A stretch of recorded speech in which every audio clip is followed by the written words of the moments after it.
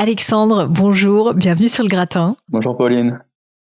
Écoute, merci d'avoir accepté l'interview. Un week-end, tu sors de l'entraînement, donc je suis très contente d'avoir réussi à te cueillir au sortir du bain, si je puis dire. Je sors de l'eau, encore mouillé.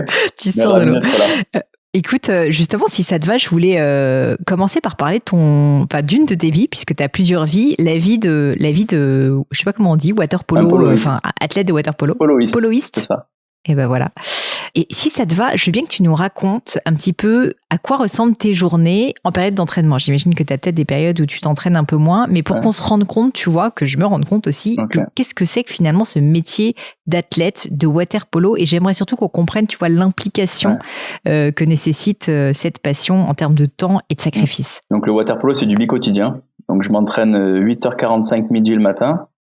Dedans, il y a à 8h45, on commence la muscu et on finit vers 10h.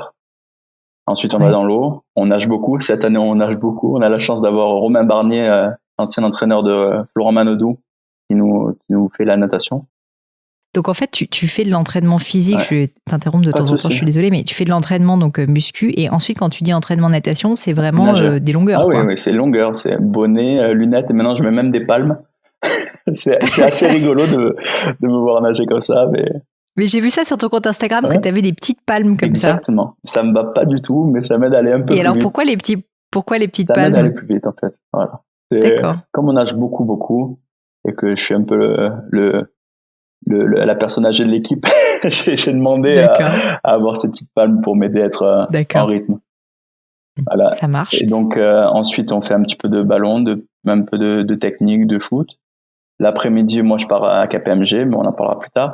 Et le soir, c'est retour 18h45, 21h, où là, c'est vraiment beaucoup de tactique, de contre-attaque, de répétition, de gamme de jeu. Donc, c'est une belle journée. Mais ça, Alexandre, tu fais ça tous les jours que Dieu fait ? Ouais, tous les jours. Et si j'ai pas un entraînement, si j'ai un entraînement qui saute dans la journée, là, je vais devoir faire les soins. Au bout de quelques années de haut niveau, j'ai beaucoup de blessures, donc il faut entretenir la machine. Là, aujourd'hui, on est dimanche et tu as été t'entraîner. Ouais. Et je voulais parler avec toi quand même de ce rythme que je trouve juste fou. Parce qu'en plus, on va en parler après, mais tu travailles en parallèle de ça. Donc, c'est pas comme si le reste du temps, tu dormais, quoi. Comment tu arrives à trouver un rythme dans lequel tu travailles autant, parce qu'on sait le sport, ça fatigue quand même physiquement, donc voilà, pour réussir à récupérer. Est-ce que tu t'imposes des récup ? Est-ce que ton entraînement, peut-être, t'impose des récup ? C'est très compliqué. J'avoue, je suis plus fatigué que les autres. J'ai un rythme de vie plus dur. En fait, j'ai pas de temps mort. Les après-midi où mes coéquipiers dorment, moi, je suis au travail. Donc, ça engendre de la fatigue. Donc, moi, j'essaie dès que j'ai un petit moment, même 10 minutes où je peux un peu souffler, j'essaie de les prendre, de me retrouver, de souffler, d'évacuer toute cette pression. Et c'est reparti. Par contre, j'ai fait une croix sur ma vie sociale. Je sors pas, je bois pas, je fume pas. Voilà. Et les week-ends, je me repose. Je vais vraiment à l'essentiel, quoi. C'est le water polo, KPMG et bien entendu ma famille qui est important. Bah écoute, je te remercie d'autant plus d'avoir accepté l'interview parce que là, j'imagine que tu n'as qu'une envie, c'est d'aller faire une sieste en ce dimanche après-midi. Non, j'ai envie de jouer avec ma fille qui est à côté, là, mon petit bébé de 18 mois. Donc, Mais du coup, ce que tu dis, c'est ça quand même, c'est qu'en fait, tu es obligé de prioriser parce que quand on a une passion qui est plus qu'une passion, en fait, c'est une vocation, enfin, c'est ta vie, t'es obligé quand même à un moment donné de faire des choix. Complètement. Mais je le vois. Mais c'est un choix aussi que j'impose à ma famille. Par exemple, ma femme, le soir, elle aimerait bien aller faire un petit restaurant ou quoi. Moi, j'arrive le soir de l'entraînement. Après une journée comme ça, j'ai juste une envie, c'est de me mettre sur le canapé et de rien faire, quoi. De me coucher, de me reposer. Donc oui, c'est un choix, c'est des sacrifices pour moi et pour ma famille.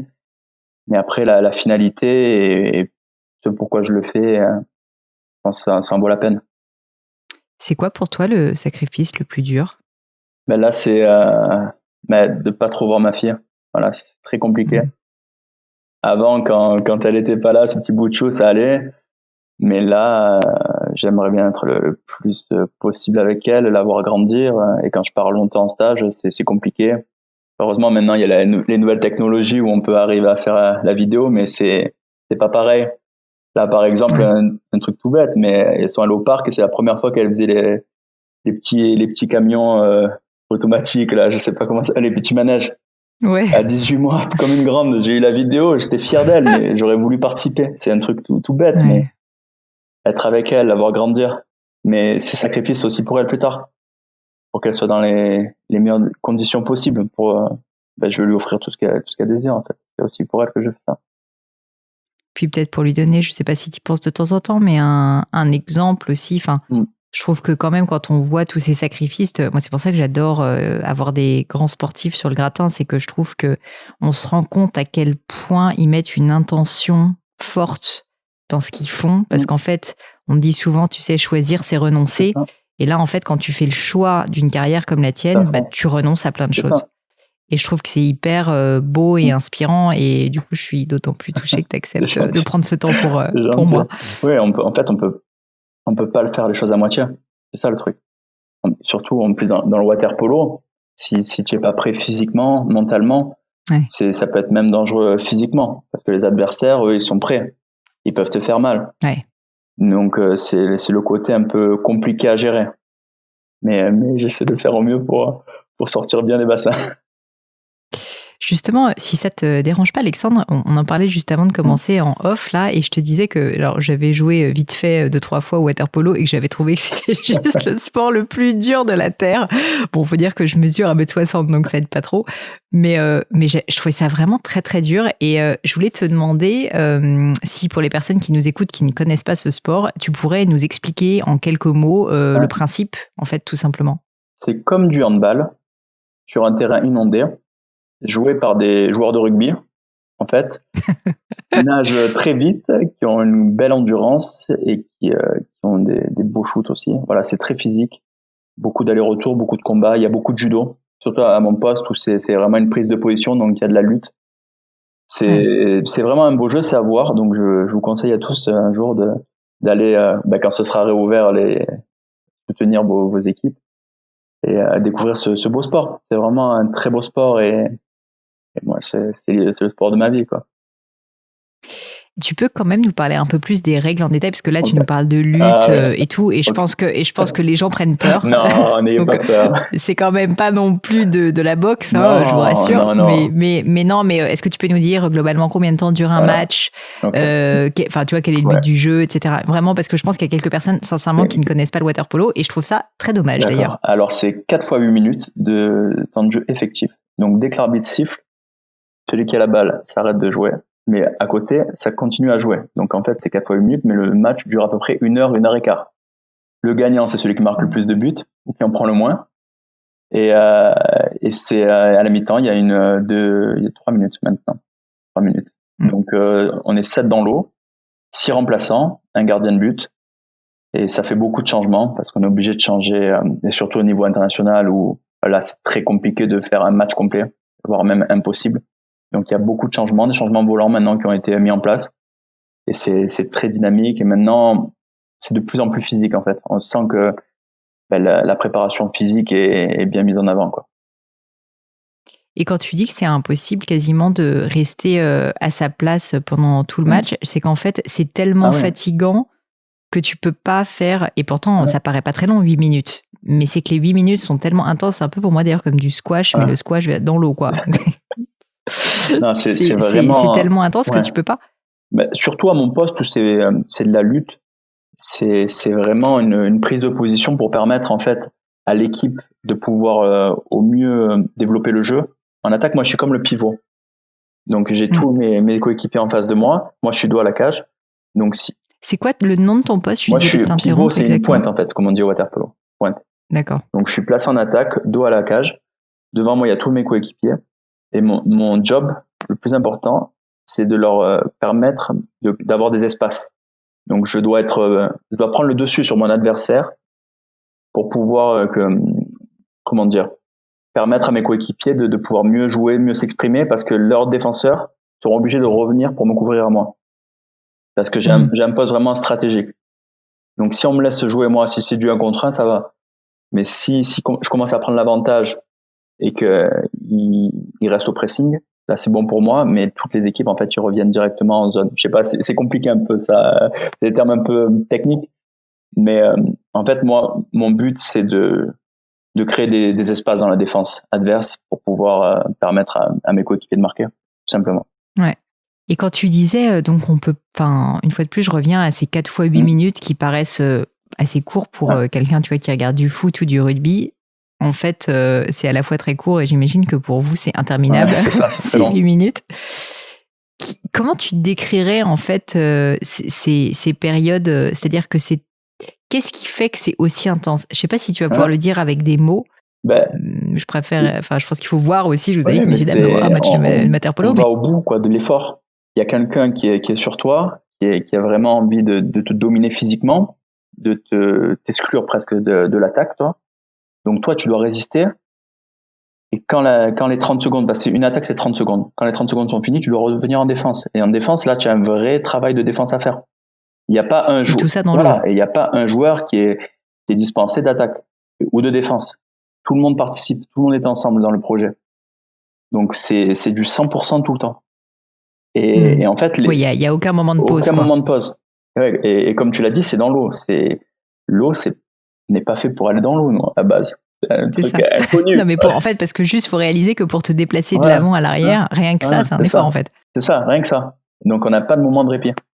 Et en fait, parce que je ressens moi quand je vais vraiment au bout, c'est comme, je sais pas, quand vous faites votre footing et qu'à la fin vous faites un dernier sprint, que vous voyez les jambes, vous avez mal aux jambes, vous avez des problèmes pour respirer, tout, que là vous sentez que tout votre corps travaille, c'est ce que je ressens pendant les matchs.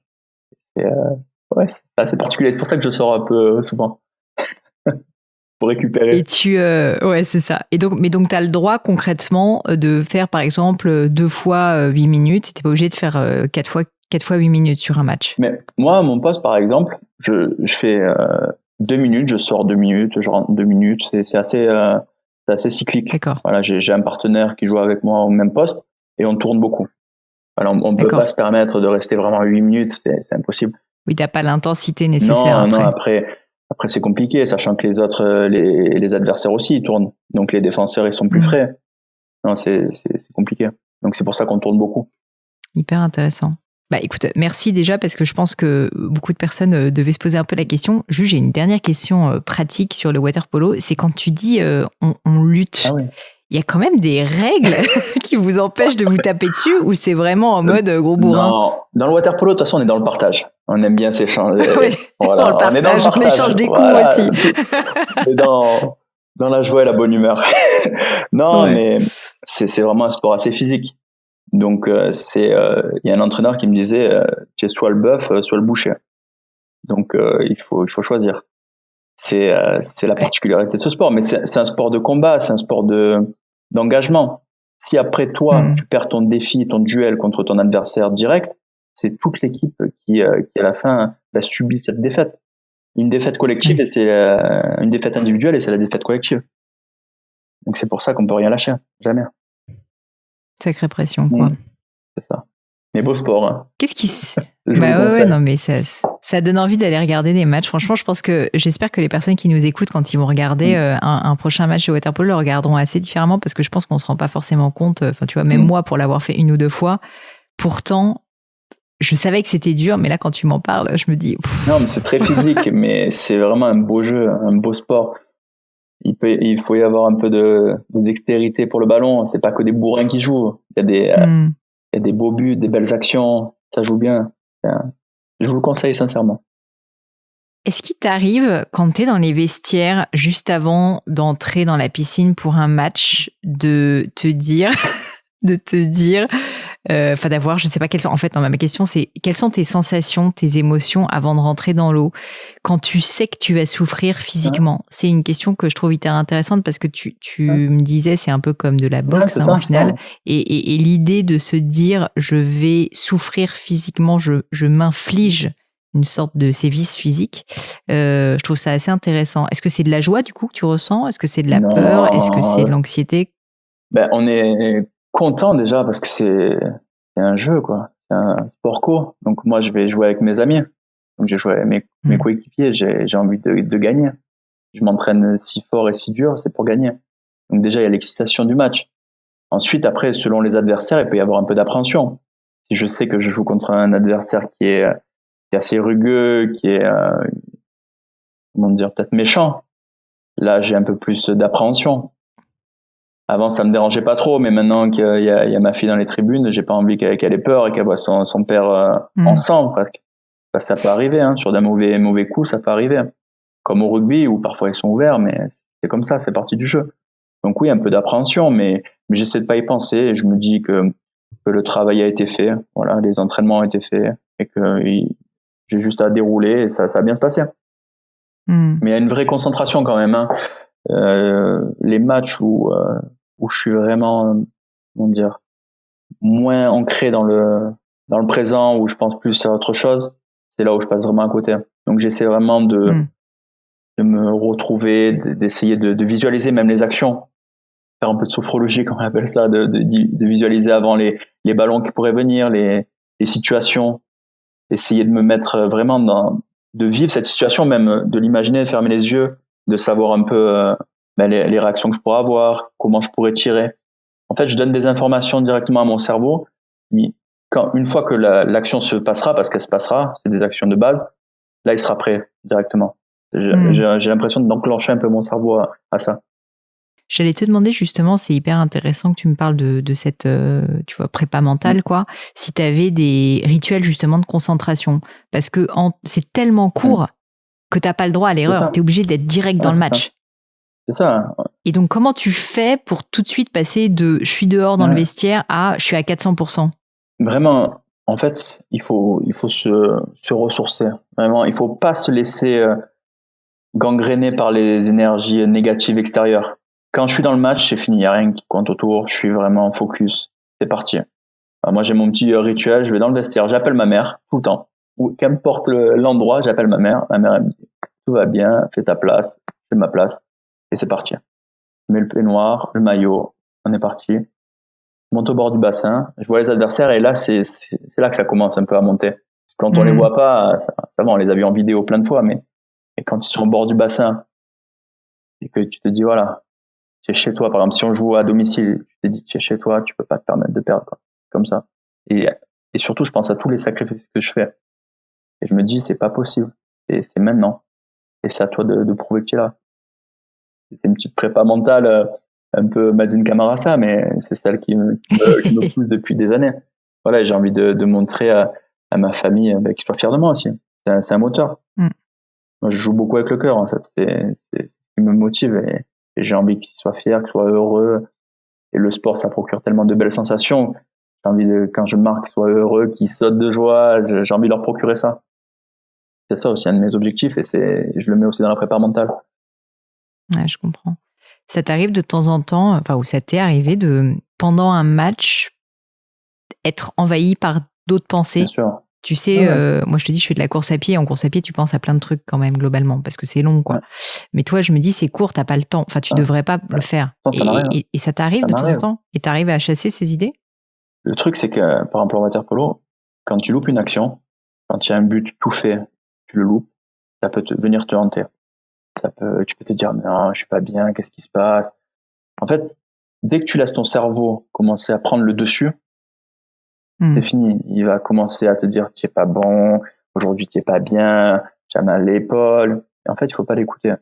L'action se termine, tête dans l'eau. Moi, je souffle. C'est un travail vraiment de respiration.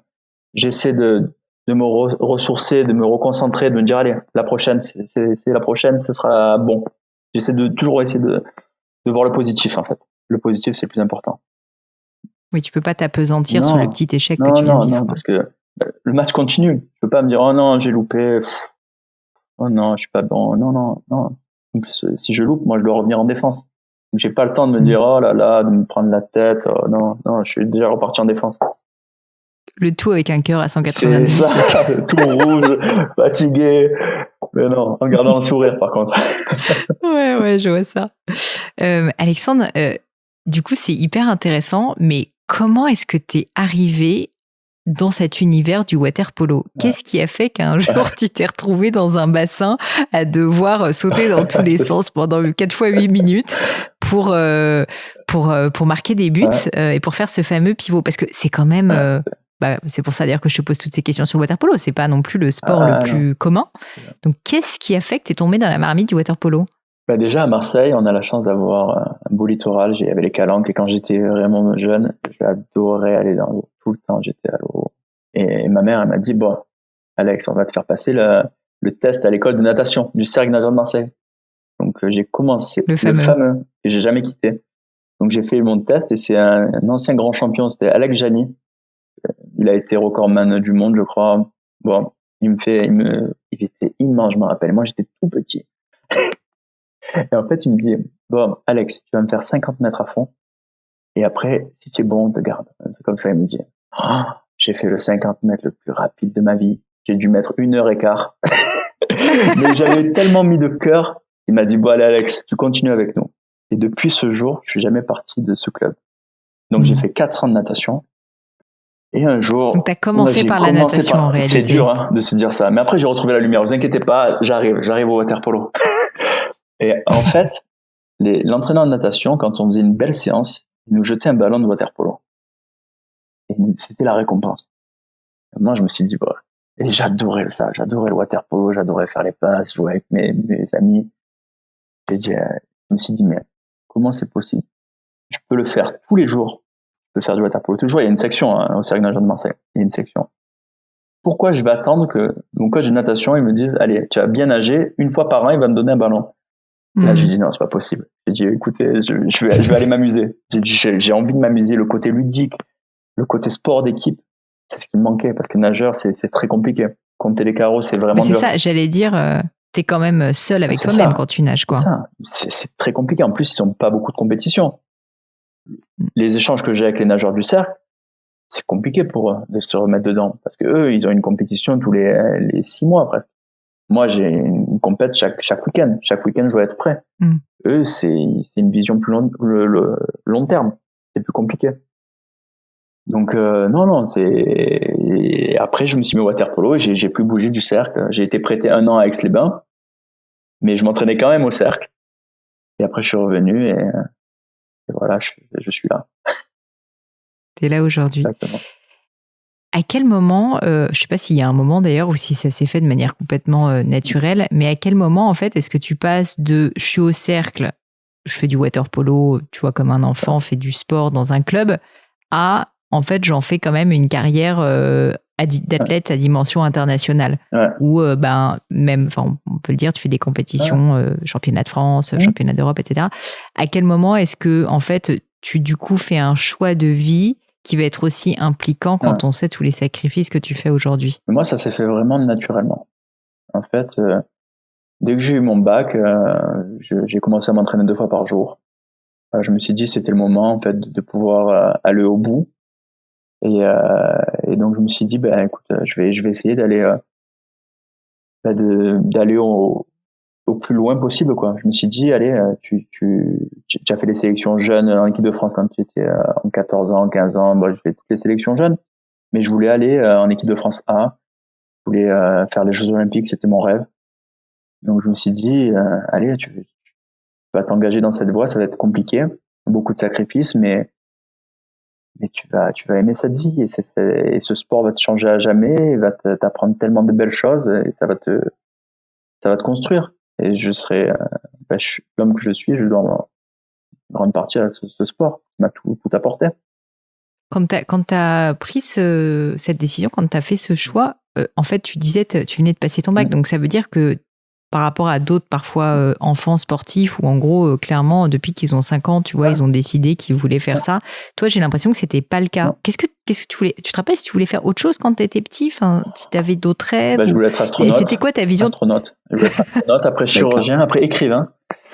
Mais non, vraiment, ça s'est fait naturellement. Tu savais pas ce que Non, je savais pas du tout. Et jusqu'à il y a pas si longtemps que ça, je savais pas ce que je voulais faire de ma vie. Moi, j'aime jouer avec mes amis. C'est ça mon sport, mon métier. C'est beau de se dire ça. Mon métier, c'est quand même pas mal. Jouer avec mes amis. Faire un sport ludique. Non, c'est ça. c'est comment dire, voilà, ça s'est fait comme ça naturellement. Voilà, j'ai pas forcé le destin en disant je vais m'entraîner fort. Non, je me suis entraîné fort, pas pour être professionnel, mais pour moi personnellement progresser. Je me suis pas dit quand j'avais 15 ans je vais être pro. Non, à 15 ans je voulais gagner ma place, je voulais être en équipe de France jeune, et je voulais faire quelques matchs avec l'équipe 1 de mon club. C'est tout. Je voyais pas au-delà. Et dans les moments difficiles, parce que j'imagine qu'il y en a, ça peut être d'ailleurs, tu vois, tant des échecs évidemment dans le cadre du water-polo, mais aussi le fait, comme tu disais, de ne pas passer assez de temps avec ta famille et tout. Ça t'est déjà arrivé d'avoir des doutes, de te dire pourquoi tout ça? Est-ce qu'il t'est arrivé à un moment donné, parce que ça fait quand même un moment maintenant quand même que, je sais pas depuis combien d'années d'ailleurs que tu joues vraiment à niveau professionnel comme ça? Depuis mes 19 ans, 18-19 ans.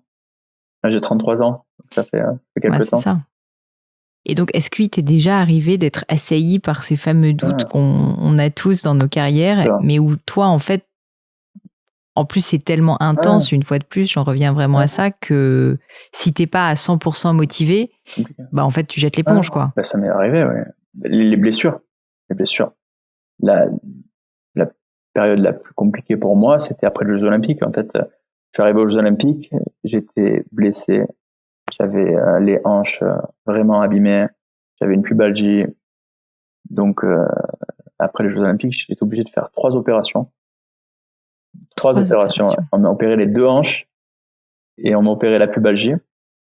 Et donc, passer de l'euphorie olympique à Rio, avec tous les athlètes français, c'est la joie, c'est la fête. Voilà, c'est le sport, c'est ma compétition que j'ai toujours rêvé. C'est exceptionnel.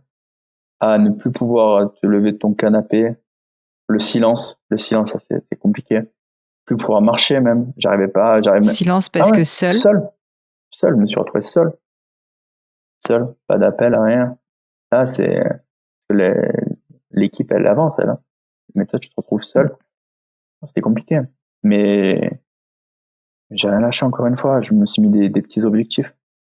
Alors, un premier objectif, c'était arriver à mettre mes chaussettes tout seul.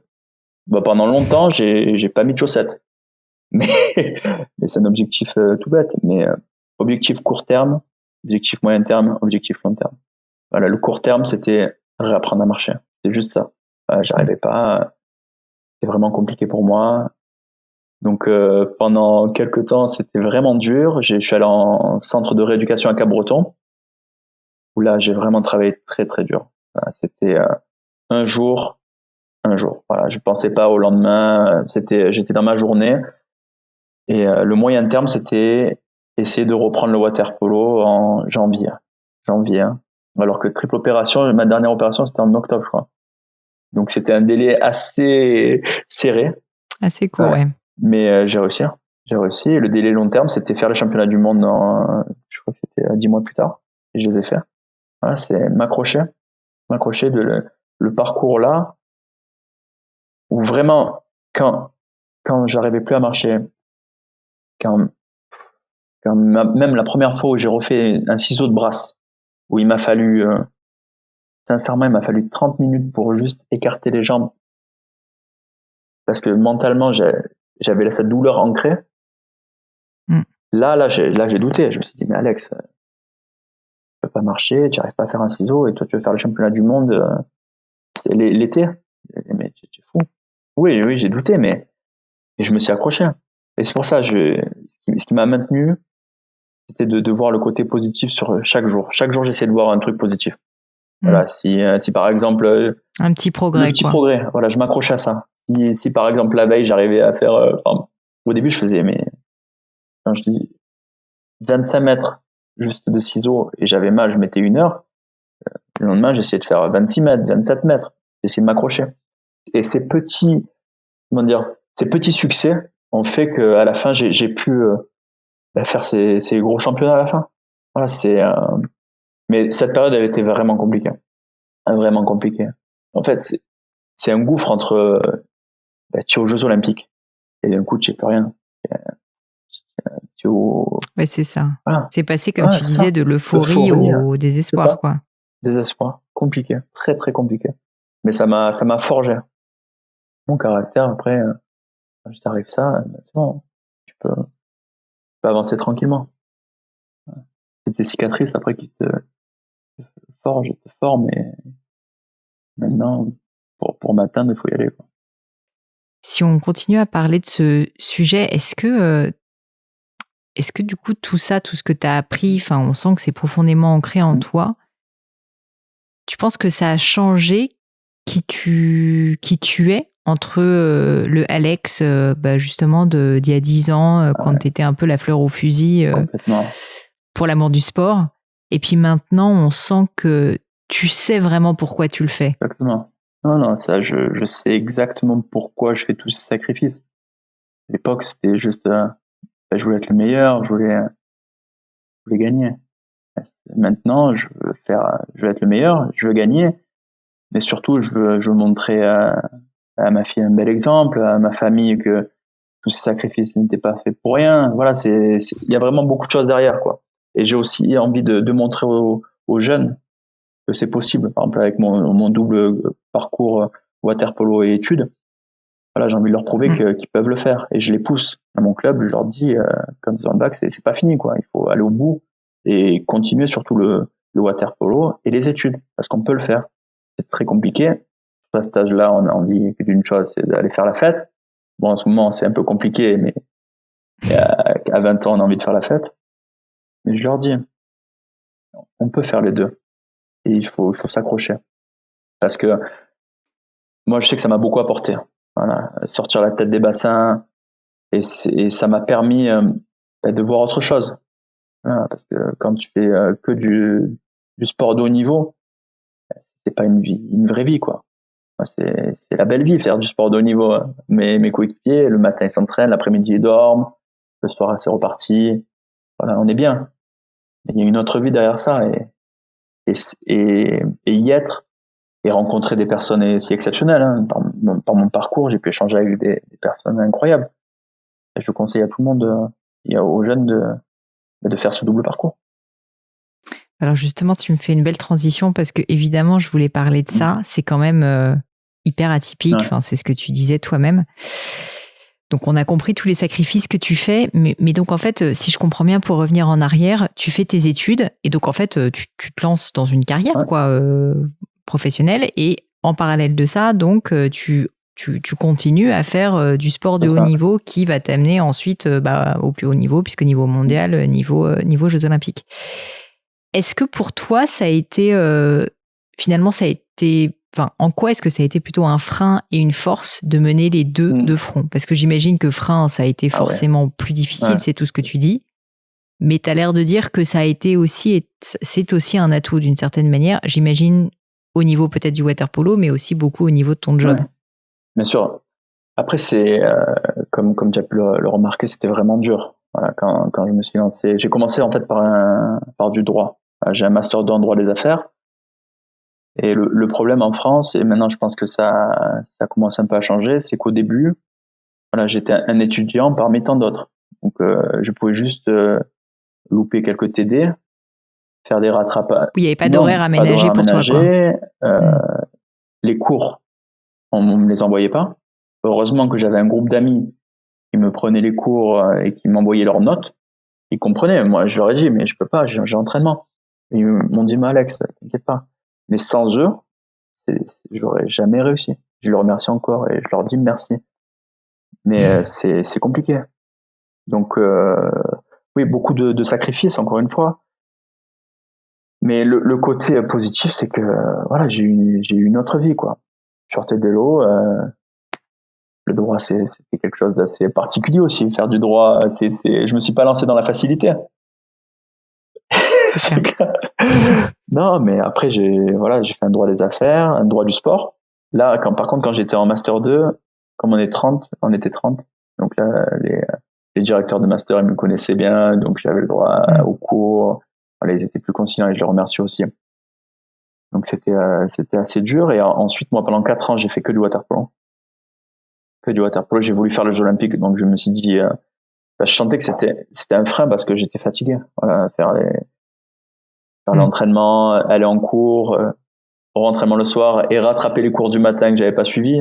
Donc je finissais à minuit, 1h, c'est compliqué. Donc je me suis dit à la fin de mon master 2, j'ai fait bon, on va arrêter pendant 4 ans, on va se consacrer au water polo. Donc j'ai eu la chance de faire les Jeux Olympiques. Donc ces 4 ans ont été également positifs parce que ça s'est fini par les Jeux. Et ensuite j'ai repris donc à la Grenoble École de Management où je suis reparti pour 4 ans.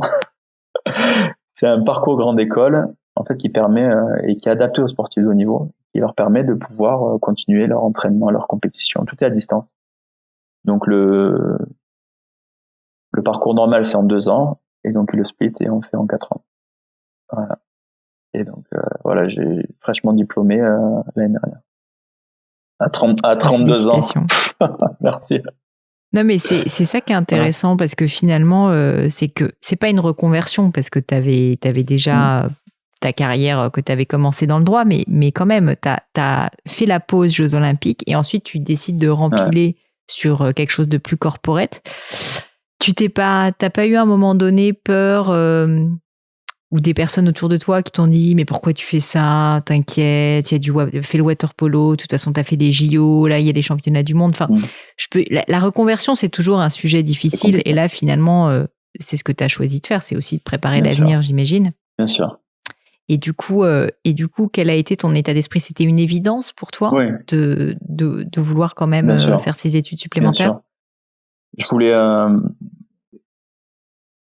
voulais profiter en fait du water polo pour pouvoir faire un autre parcours à côté, parce que je me suis dit je l'ai fait en droit, j'ai envie de voir autre chose, j'ai envie de voir le côté éco management et cette école m'a donné l'opportunité de le faire.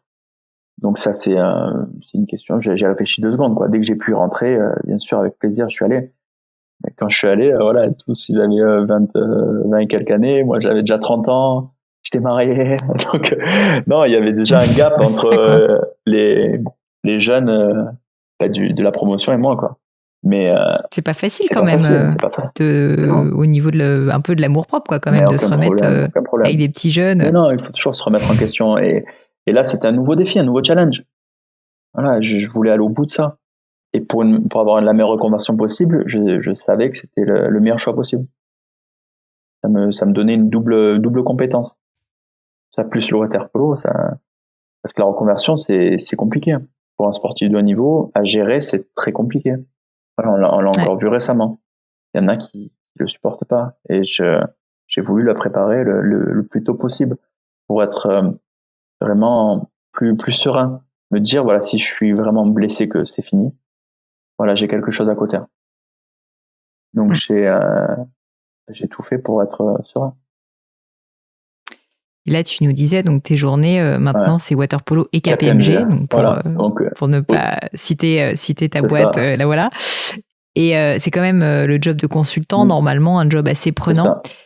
Est-ce que tu peux me dire, je ne sais pas s'il y a des bénéfices, on va dire, de ta double casquette, mais est-ce qu'il y a en fait finalement des valeurs ou des choses que le monde du sport t'ont appris et que finalement tu te rends compte, tu arrives à appliquer dans ton quotidien de professionnel? Le parallèle entre sport et entreprise est évident. Par exemple, à KPMG, quand on va chez le client, on y va en équipe. Et c'est ce qui m'a aussi intéressé. Il y a le manager, le superviseur, le senior, le junior. Là, je suis junior, hein, je suis tout au bas. Au waterpolo, je suis tout en haut. Là, je suis tout en bas. Encore une fois, un petit côté amusant, mais bon. Au contraire, c'est bon. Et en fait, je le vois en équipe et on se dépasse chacun. Il y a vraiment un esprit aussi compétition. On veut faire le meilleur travail possible. Voilà, donner satisfaire le client, être au mieux. Comment dire, ce parallèle entre sport et entreprise, chaque jour, quand par exemple un entrepreneur, quand il commence sa journée, il y a une grosse remise en question aussi. Il a des objectifs court terme, moyen terme, long terme. C'est pareil que chaque sportif. Pour moi, c'est vraiment, comme je l'aurais dit à KPMG, vous êtes des sportifs de haut niveau parce qu'ils s'arrêtent jamais. Ils commencent à 8h, ils finissent à 21h, 22h. Moi, quand je suis arrivé que l'après-midi, ils ont rigolé. Mais j'ai dit, écoutez, le matin, moi, je suis sous l'eau. Vous êtes sous l'eau dans vos dossiers. Moi, je suis sous l'eau, vraiment sous l'eau. Mais il y a vraiment un vrai parallèle. Et il y a aussi une certaine approche mentale. Parce que il faut être le plus performant possible. C'est ça, en fait, le but. Le but ultime, c'est être performant possible et aller au bout de ses objectifs. Ça. Comment parce que maintenant, tu as les deux casquettes et je sens que tu es dans la performance. Et autant pour le water polo, je vois bien que tu t'entraînes 2 fois par jour, donc on comprend que tu y arrives. Et puis maintenant, tu as quand même un bel historique derrière toi. Autant, comme tu le disais, le monde professionnel, c'est encore un peu le début finalement pour toi. Quels sont comment tu essayes de progresser? Comment tu essayes de te nourrir? Comment tu essayes de faire pour devenir le plus performant? Ça passe par ton manager, ça passe par des lectures, par des podcasts. Enfin, comment tu fais pour te former finalement? Manager et lecture. Voilà. En fait, comme en water polo, j'essaie de faire comme j'ai fait avec le water polo. Quand je suis arrivé en équipe 1, je me suis mis à côté du meilleur joueur de l'équipe 1 et j'ai dit, écoute, tu vas m'apprendre le métier. Voilà. Et je l'ai pas lâché. Il me donnait les conseils et moi je les appliquais. C'était vraiment en mode militaire, hein. Mais il me disait, tu dois faire ci, tu dois faire ça, le mouvement c'est ça. Il m'apprenait le water polo. Et à KPMG, je fais pareil. Dès que je peux, je demande au manager qu'est-ce que je dois faire, comment aborder ce sujet. Voilà. Et ce qui est bien aussi à KPMG, c'est qu'il y a beaucoup de formation. Je suis pas laissé à l'abandon. Et ça, j'avais peur parce que je me suis dit, voilà, je suis juriste et j'ai un management, une école de management, mais commissaire au compte. Oui, la pratique, c'est autre chose. Voilà, la pratique, c'est autre chose. Mais voilà, j'ai pas été lâché dans l'océan comme ça. Non, j'ai vraiment, en fait, c'est donc déjà s'inspirer de ceux qui ont réussi, de ceux qui t'apprennent le métier, quoi. Et c'est ça. Mais attends, ce que tu dis, c'est marrant parce que tu dis s'inspirer, mais c'est pas que s'inspirer là. T'es assez actif dans la démarche parce que quand tu vas te mettre à côté du gars et que tu lui dis je veux tout apprendre de toi, ou quand tu dis à ton manager, tu lui poses des questions, c'est une démarche qui est assez peu fréquente. Non, mais c'est pour ça que je le soulève, parce que je trouve ça intéressant ce que tu dis. Bah ouais, parce qu'en fait, il y a beaucoup de gens qui s'inspirent et c'est déjà une très belle première étape. Mais de là à demander de l'aide, de là à dire, à avouer, je ne sais pas et j'aimerais apprendre. Tu sais, on est quand même dans une société où beaucoup de gens, et moi la première, t'assumes pas toujours et tu te rends toujours pas forcément compte d'ailleurs que t'as pas le niveau. Et donc là, c'est, je trouve, une assez belle humilité de dire, je suis junior en fait, je suis junior débutant, donc je suis au bas de l'échelle, je peux que progresser. Et j'ai la chance d'être entouré par des collaborateurs de KPMG qui sont vraiment de très haut niveau. Donc oui, je m'inspire d'eux, je leur pose le plus de questions possible. Quand je suis pas chargé, je lis tous les incollables parce qu'ils ont une grosse bibliographie de toutes les techniques, de tout ce qui peut se passer dans le métier. Donc j'essaie de lire tout ça, voilà, pour in fine être opérationnel. C'est ça mon but ultime. Voilà. Même si je suis à mi-temps, j'ai envie d'avoir une progression normale. Qu'est-ce que tu pourrais dire, Alexandre, à des personnes qui, comme toi, rêvent d'avoir une double carrière? Des personnes qui parfois d'ailleurs sont pas un peu stigmatisées, mais on leur dit non, mais c'est pas possible parce qu'on va te dire tu peux pas le faire à 100%. C'est-à-dire que tu peux pas être bon dans les deux. Je trouve que tu as un merveilleux exemple de l'inverse. Donc j'aimerais bien que tu me dises ce que tu as sur le cœur à ce sujet. Ceux qui disent c'est pas possible, il faut rigoler. Il faut leur rigoler dessus. Et dire je vais te montrer, je vais le faire. C'est possible. En fait, quand tu mets toutes les chances de ton côté, vraiment tu es habité par ce que tu fais, tu y arrives. La victoire aime l'effort. Il y a un boxeur qui a dit ça à la fin d'un combat. La victoire aime l'effort. Ça m'a marqué, mais c'est ça. En fait, si tu te donnes à fond, ça va payer. Ça va payer, et si tu as envie de faire un double projet, tu feras un double projet. Un triple projet, tu le feras. Ça va être dur. Tu vas devoir faire des choix, mais ne lâche jamais rien. Et va au bout de tes convictions, va au bout de tes rêves. Le chemin sera dur, mais quand tu vas arriver, tu vas être tellement content, tellement heureux, et de pouvoir partager ça aussi avec tes proches, tu vois, c'est quelque chose d'assez merveilleux. Donc, crois en toi, crois en tes rêves, n'écoute personne. Toi, tu sais exactement ce que tu dois faire, la route que tu dois prendre, et c'est parti. Tu as eu des personnes, sans citer de nom, mais qui croyaient pas oui, bien sûr. En toi, qui croyaient pas dans le fait que tu allais réussir, soit à mener les deux de front, soit juste à faire du water polo? Moi, quand j'ai commencé le water polo, jusqu'à vers 18 ans, dans mes catégories jeunes, j'étais toujours remplaçant. J'étais le remplaçant de l'équipe, j'étais le porteur d'eau. Mais j'avais rien lâché, quoi. Chaque entraînement, je me donnais à fond. Et j'avais pas de talent particulier, aucun talent particulier. Mais juste, j'étais travailleur. Voilà, c'est le travail et c'est l'effort et l'effort au long terme, quoi. Je me suis pas dit, allez, je me donne à fond un mois et après c'est parti. Je me suis dit, allez, c'est parti. Alex, tu vas y aller, tu vas gérer ton effort, mais sur le long terme. Et oui, il y a plein de personnes qui n'ont pas cru en moi. Au contraire, moi, ça me donne de l'énergie. Si tu me dis que tu n'y arrives pas, bah, je vais y arriver, je vais te montrer. Après, je vais dire, jamais, j'ai réussi. Mais sincèrement, il faut jamais rien lâcher. Même si c'est dur, même s'il y a beaucoup de choses autour, beaucoup d'éléments qui peuvent être contre toi, il faut s'accrocher. Et ça finira toujours par payer. T'as des astuces, des trucs? Tu me parlais aussi vachement de tes amis, même si j'imagine que ta vie sociale, bon là, entre le confinement et ta double casquette, elle en a pris un coup. Et ta petite fille, elle doit être assez réduite. Mais j'ai l'impression quand même que l'amitié, c'est un truc hyper important pour toi. Mais peut-être que c'est autre chose. Pour les personnes qui nous écoutent, qui sont assaillies par ces fameux doutes, par des personnes extérieures qui leur disent tu vas pas y arriver et qui n'ont pas forcément le réflexe, tu vois, de dire non mais je vais leur montrer, qui n'ont pas forcément cette rage mais qui s'effondrent, et il y en a plein. Est-ce que tu aurais des conseils à leur donner? En fait, comme je te l'ai dit avant, il faut se faire confiance.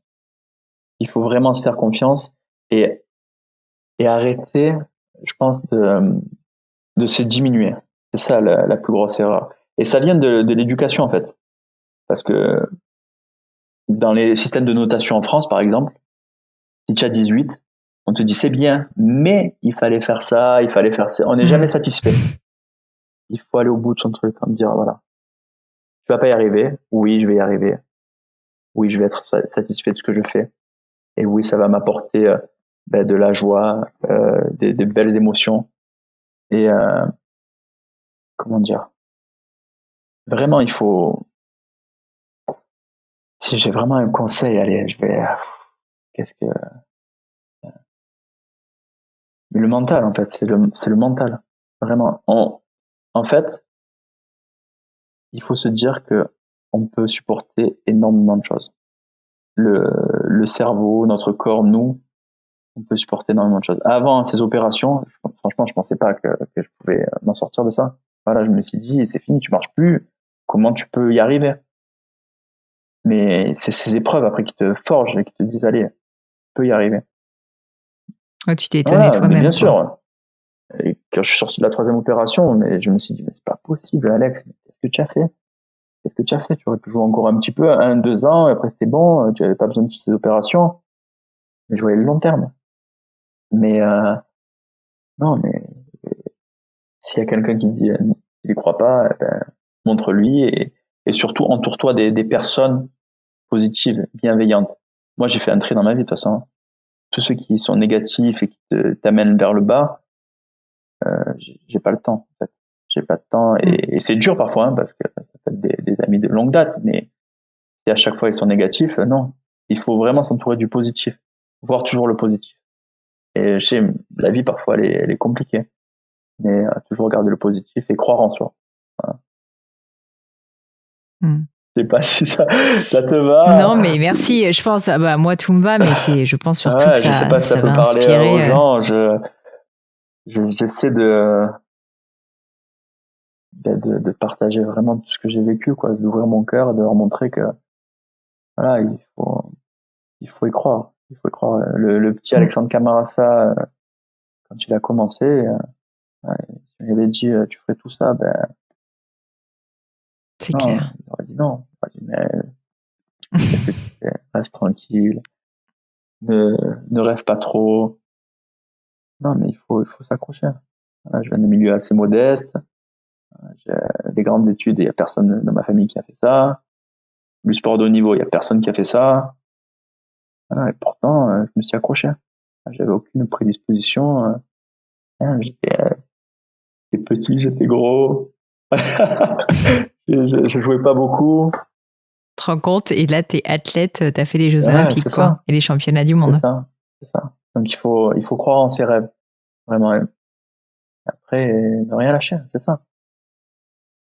C'est ça. Voilà, je suis un peu ému, c'est vrai. Non, merci. Je repense au petit Alexandre Camara, ça.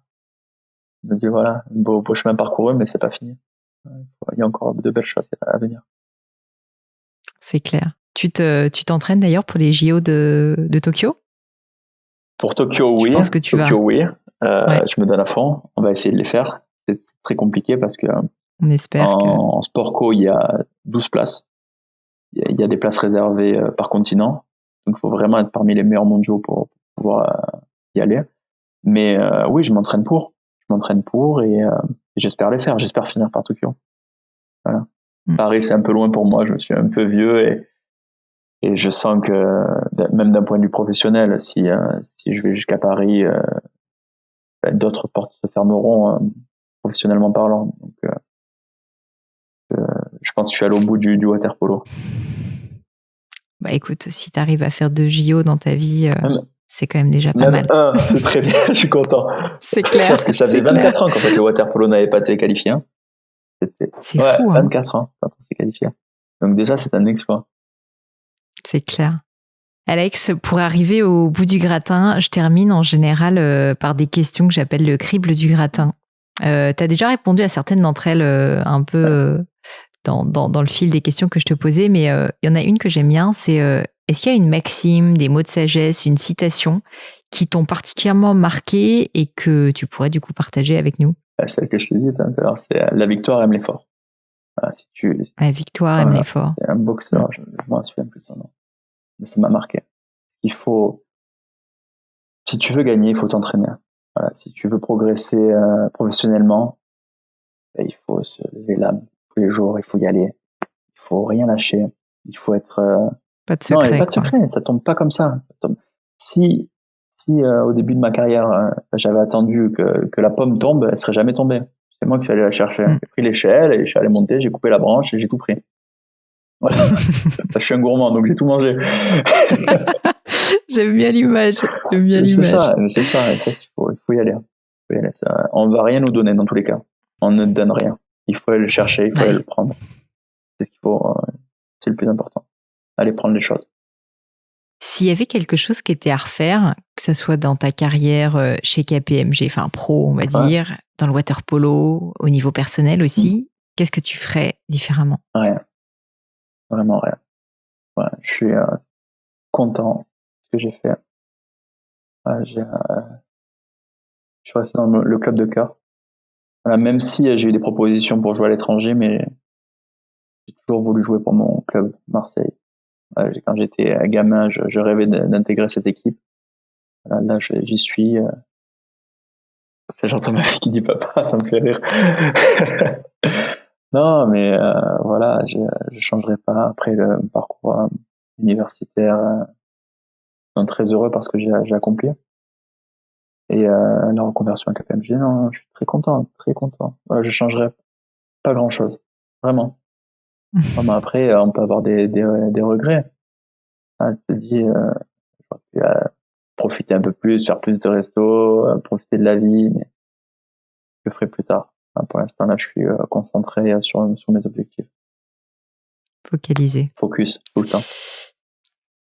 Il y a une question que j'aime bien, je te préviens, elle n'est pas facile, c'est est-ce qu'il y a une croyance, quelque chose dans lequel tu crois profondément et qui pourtant tu constates est controversé ou qui n'est pas tenu pour acquis par d'autres personnes ? C'est-à-dire que, je sais pas, quelque chose où tu te rends compte que le monde autour de toi est plutôt, t'es plutôt pas d'accord avec le monde autour de toi.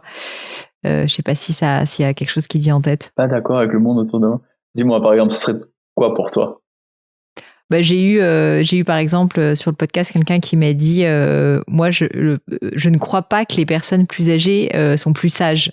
par exemple. Il dit en fait qu'il y a des les biais cognitifs font que au final on ne s'assagit pas vraiment avec le temps, tu vois, que l'expérience ça compte, tu vois, que contrairement à la pensée populaire en fait, ça c'était Fabien Olicard, on ne croit pas vraiment, on ne devient pas plus sage avec le temps, ou tu vois, enfin c'est mais bon il y a peut-être rien, mais tu vois ça peut être des choses comme ça, où il y a des personnes tu vois, par exemple, là, un autre épisode qui n'a pas encore été diffusé à l'époque où on nous parle, c'est de dire je ne crois pas dans la spécialisation. C'est-à-dire, je crois pas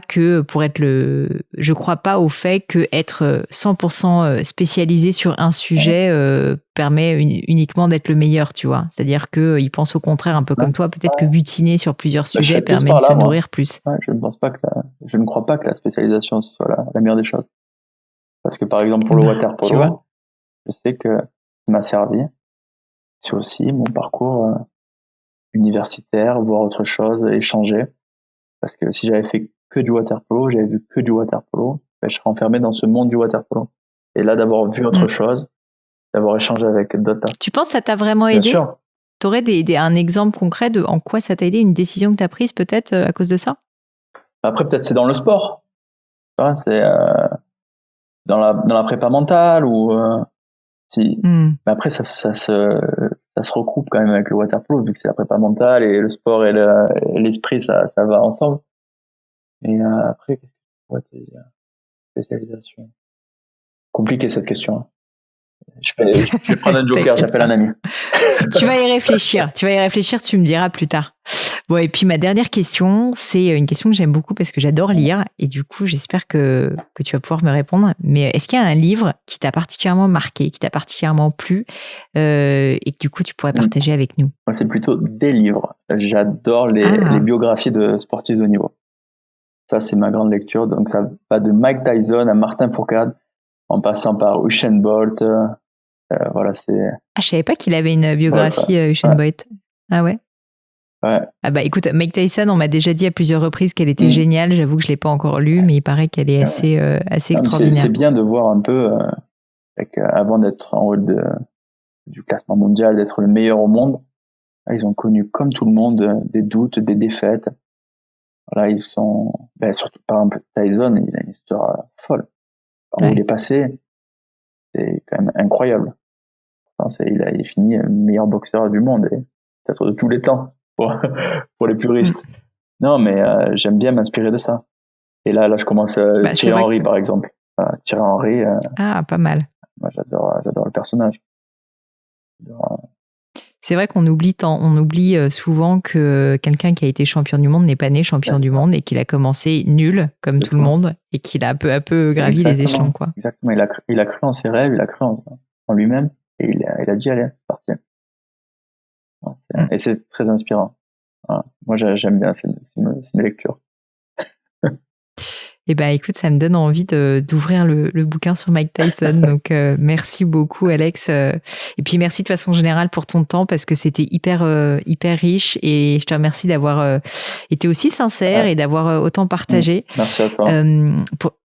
Pour les personnes qui souhaiteraient entrer en contact avec toi, te suivre aussi l'actualité du waterpolo, qu'est-ce qu'il y aurait comme ressources? Où est-ce qu'on peut te retrouver? Sur Instagram, LinkedIn, Twitter, Facebook, je suis un peu partout. Instagram, c'est Alexandre Camarasa. Je me rappelle pas si c'est Alexandre Camarasa tout attaché. Je crois, ouais. De toute façon, en tout cas, je mettrai les liens. Donc Insta, LinkedIn. Ouais, j'essaie de partager, j'essaie de faire découvrir ce beau sport. Vraiment, ça me tient vraiment à cœur de montrer que c'est un beau sport. N'hésitez pas à regarder ou à y jouer. Si vous passez par Marseille, dites-moi, on fera un waterpolo ensemble. Je vous promets, on sera gentils. Non, mais vraiment, c'est important de montrer que ce sport existe, qu'il y a beaucoup de personnes qui jouent. Il y a beaucoup de sacrifices derrière. Et malgré le peu de médiatisation, peu de moyens qu'il y a derrière, mais on joue vraiment c'est avec le cœur, quoi. Ça n'a pas été encore gangréné par l'argent. Ouais, c'est clair. C'est clair. Et juste, Alex, pour des personnes justement qui aimeraient voir des matchs de waterpolo, t'aurais un conseil à donner, quoi? Juste tout bêtement YouTube, tu trouves des super matchs sur YouTube ou sur YouTube, il y a, mais là, il y a une plateforme qui s'appelle Sport Hall. je crois, qui retransmet les matchs de Pro A en direct. Donc voilà, ça, c'est une bonne chose. Ça peut être une bonne opportunité. Ouais, très très bien. Donc là, par exemple, on joue demain et je crois que c'est en direct sur Sport Hall. Voilà, contre Douai. Cool. Contre les ch'tis. Les ch'tis viennent à Marseille. Les ch'tis descendent à Marseille. Trop bien. Bon, Alex, merci pour ton temps. C'était hyper sympa. Et puis, j'espère à bientôt. Très bientôt. En tout cas, merci à vous. J'espère que ça vous a plu. Et en tout cas, n'hésitez pas à me contacter ou quoi si vous voulez voir du water polo. Et bien, avec grand plaisir. Merci, Alex.